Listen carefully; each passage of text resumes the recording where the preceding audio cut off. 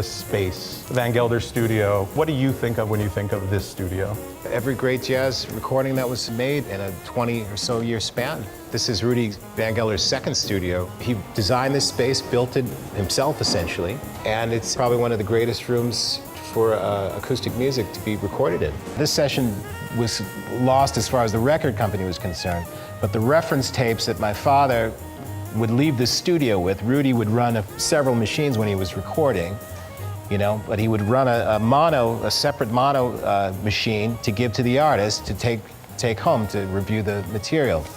So that's where this tape comes from. It's a session reel that was given to my father that he put in his collection. They were going through probably a set of music that they had been performing at Birdland. The band had been on a 2-week engagement, and they were going to finish their last night after this afternoon session. So they played 2 weeks in a club. They came here on an afternoon, recorded the music that we're about to hear on this album, then went back into New York to finish their 2-week engagement at Birdland.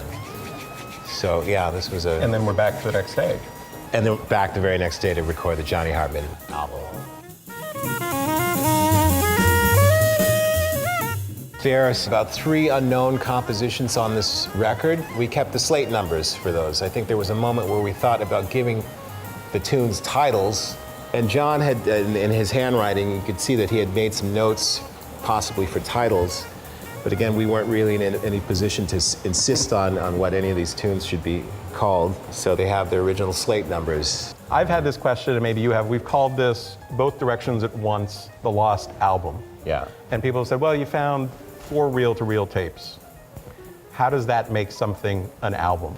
You know, whether the artists on this particular day set out to say, all right, we are going to make a next album, I don't think they operated that way in those days. Clearly, they recorded enough music to fit on 2 sides of an LP almost perfectly. When we sat down to sequence the record, everything just played out and a very, very logical LP format. These players were really cultivating a new sound in jazz. I mean, for us, 50 years later, our ears are acclimated to this style of playing, this approach to improvisation. You know, the energy and the impetus that these guys put out then, it just influenced everything that came after it. They often thought John Coltrane was going to end jazz. You know, they called his music anti-jazz. You know, and it really did reshape the way that music was thought about and approached.